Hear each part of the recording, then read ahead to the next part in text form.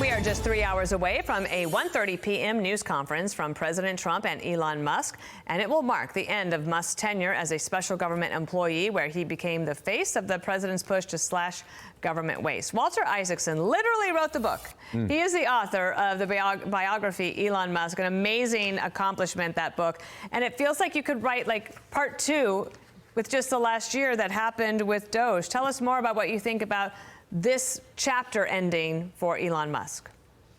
Well, it was no surprise, Dana. I mean, throughout the book, you see this happening over and over again. And the book, whether it's him taking over Twitter or dealing with Tesla's crisis or SpaceX, you see that all in intensity. But the main difference, Dana, as I said, early on when this happened, is he owns Tesla, pretty much so. He owns SpaceX. He can do things like say, hey, let's do this radical thing with the Raptor engine where it's leaking, or take off the heat shield, or get rid of these servers in Twitter. And sometimes it works, sometimes he doesn't, but he's all in.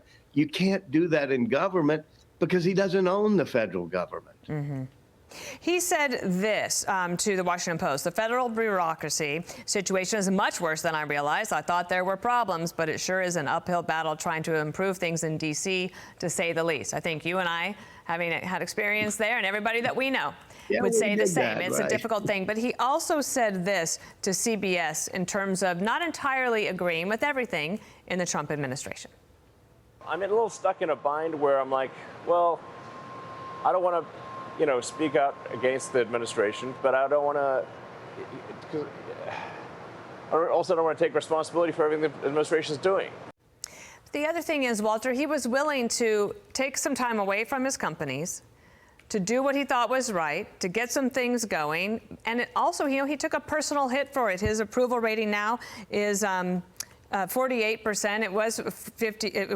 I guess his disapproval is 52%, and that's had an effect on his companies as well. Does that bother him, do you think? I think he gets angry at some of the attacks on him. But one of the things people said that was totally untrue is that he went into government to help his companies, or that it was going to improve Tesla. No, I mean, it was definitely not done, and it certainly didn't turn out to work to help the share price of his companies or anything else. He did it because he had this all-in intensity. And what you saw in both the CBS interviews and the Washington Post interviews is a deep frustration that there's something in Washington and in the federal government that's not going to make serious cuts. He's upset that the cuts weren't in this great, big, beautiful bill, which, as you know, it can't really be. You have to have a rescission bill. It's a technical thing. President will send a rescission bill, but I bet you a lot of those things won't be voted on, even by Republicans in the House. So he is frustrated that even the Republicans in the House, in the Senate and House, have been captured by Washington interests. I pay a lot of attention to everything you do and say. And one of the things that caught my attention is that you believe that he could become the first trillionaire? Oh, sure.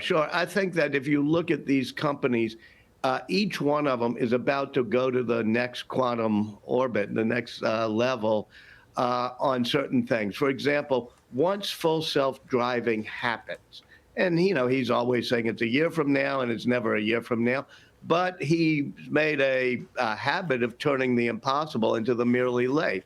Soon you'll have full self-driving Teslas. You'll have Neuralinks in people's brains already happening in 5 or 6 cases that will allow people to communicate with their computers directly. You will have AI that does real-world AI, like Optimus the robot. All of these things is a part of his goal, not just to be a trillionaire, but to have companies that will increase American productivity by tenfold. And he thinks that's the only way to get out of the deficit crisis, because the Washington establishment is not going to cut. Is there a question that you would love to ask them today at this press conference coming up in under 3 hours? I think we're all going to watch that press conference because it's going to be amazing. But I think the main thing for Musk is going to be, is he really going to focus like a laser on his companies and try to get Optimus the robot, full self-driving, Starship to Mars? Or is he going to keep meddling in politics? And if he keeps meddling in politics, as he kind of said on that interview clip, that's not good for Trump and the Republicans. All right. Hey, I need you to do something for me. Please pass on to Kathy that those chairs behind you are fabulous. Oh, and the upholstery is amazing. And I look forward to seeing her sometime Man, soon. I'm going to tell Kathy you said that. She's, yeah. Tell her, she'll be give her really my proud, best, Dana. and thank you for joining our show. Bill Hemmer says Thank you, hello and to Bill. you. What's and up, that Walter? press conference is today at 1:30 p.m. Everybody will watch it. Thank you very much. I'm Steve Doocy. I'm Brian Kilmeade. And I'm Ainsley Earhart. And click here to subscribe to the Fox News YouTube page to catch our hottest interviews and most compelling analysis.